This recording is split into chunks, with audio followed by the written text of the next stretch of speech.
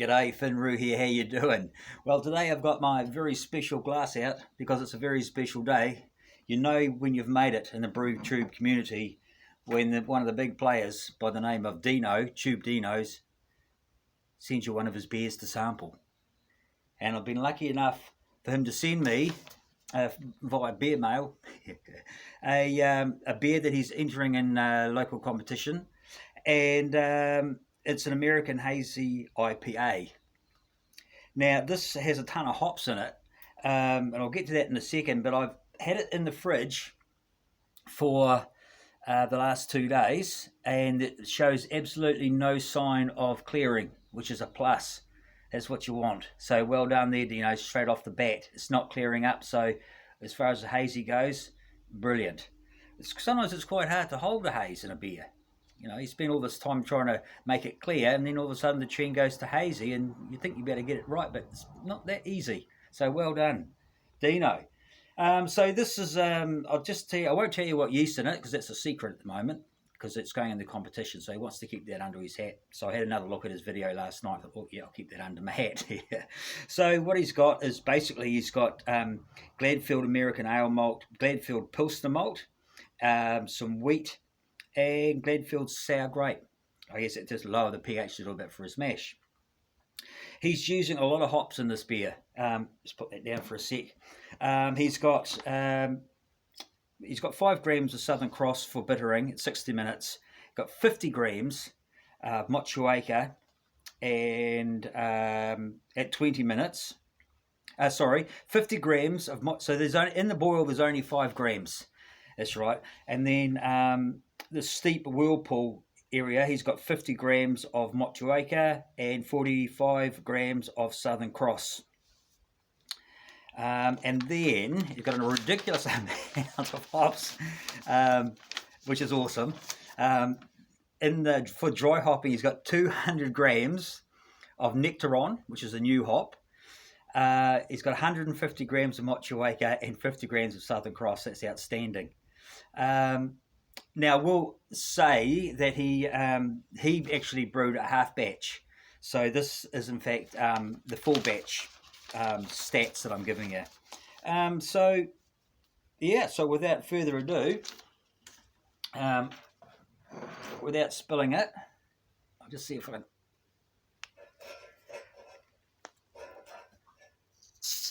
Yep, nice wee hits there, lovely.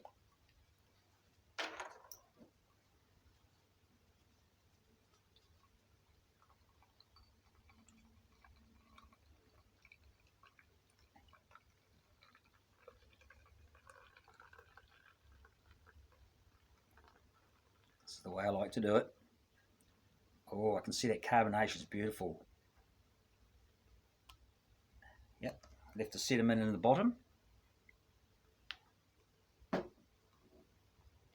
Oh, the hops. Look at that. You can see that I washed that glass. That's carbonation.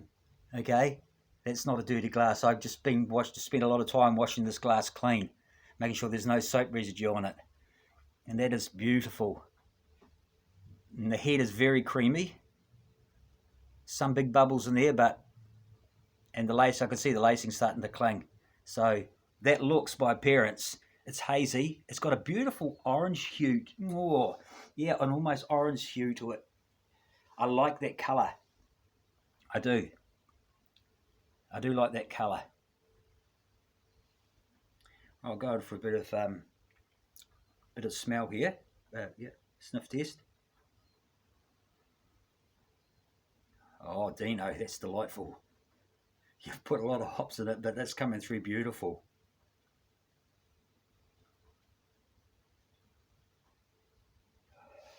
I looked up these hops because you know what I'm like. I'm not that good with pinpointing different flavours, but the hops in here, there's a lot of lemon.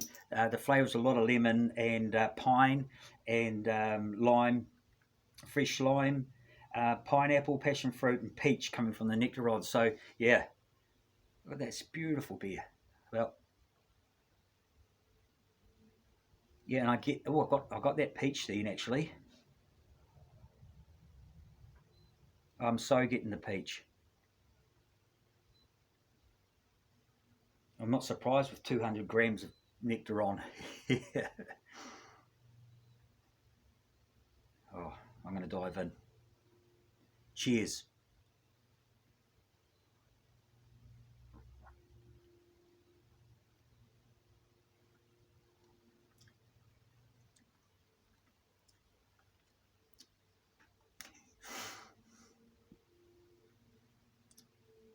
That is very, very good. That is very good. It's okay. So the bit we'll start with the bitterness. Okay, we'll start there. Um, it's the bitterness is crisp. It's not overly bitter. There's a nice bitterness there that hits me at the front of the tongue, well, on the tongue.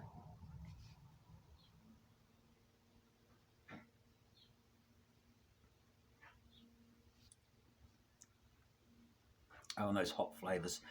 Those hot flavors are beautiful, and I do like that bitterness. Okay, so the mouthfeel is, although it's got a crisp bitterness, the mouthfeel I would say is soft. It's not. It's so I'm getting the malt. It's not thin. I'm getting a nice full body. I'm getting a nice malt bed there, if you like. And I'm up on my malts. I like my malts.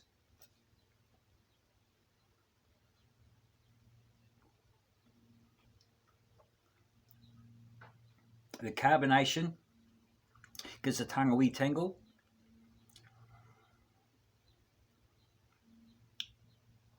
It's got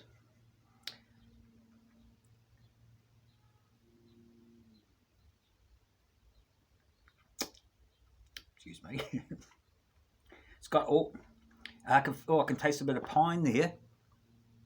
Pine's coming through on the back end. I'm actually doing quite well here. I'm so enjoying it. Next time, Dino, send 2 bottles up, will you? It's very, very nice. I was going to say it had a bit of a dry finish, but I may be confusing that with the pininess of it. That pine, I can really taste that pine now. So I've got the peach up front, that tropical fruit peach, and I've got the bitterness and a piney finish. It's beautiful.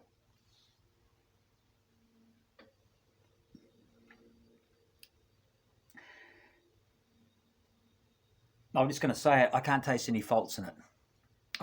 We're at the brewery where I do a bit of part-time work. We've been fault finding for the last 2 or 3 weeks, trying to talking about a lot of a few faults here and there. That what can we taste in beer, and everyone tastes something different. And we've been looking at just a bit of training, just a bit of a bit of chat, a bit of discussion about beer, and looking for actual faults or off flavors in beer.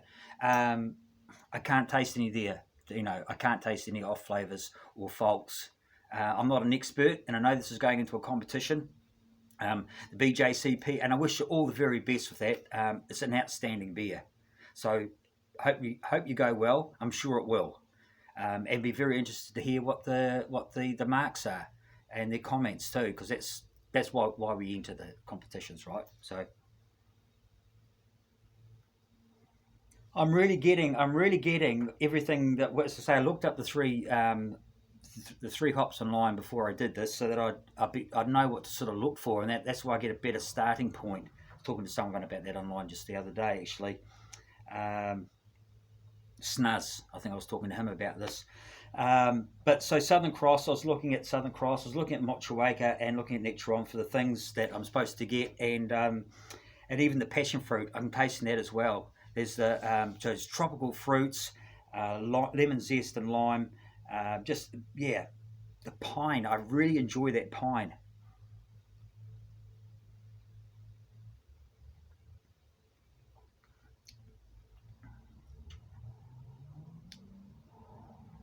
That is outstanding. Thoroughly enjoyed that. Um, so thank you very much, Dino. So I'll leave a link to Dino's channel under there. But if you don't know who he is, you've probably been living under a rock for the past 5 or 10 years. But he's been around for a long time. He's got about over 5,000 subscribers. He's a top fella, and he's got other interests as well as brewing. He likes to do some gaming. And he's just got himself a metal detector. He's out there. He's got some videos on metal detecting. I quite enjoy those. See what he's found, and into his cars. So yeah, he's great. I've been following his channel for a long time. So, and he was also kind enough to send me up a Gladfield cutter. I use these cutters. So and that's a cool one from Gladfield's Malts here in New Zealand. And a Boss Hog tattoo. Yeah, I might actually use it.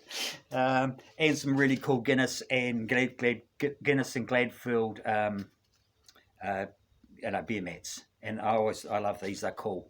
I've got a few around the place. Excuse me. So I won't hold you up any longer. Dino, thank you so much, and to everybody out there, cheers. And I will sit back and I will enjoy the rest of this because it's bloody good. So cheers. Take care.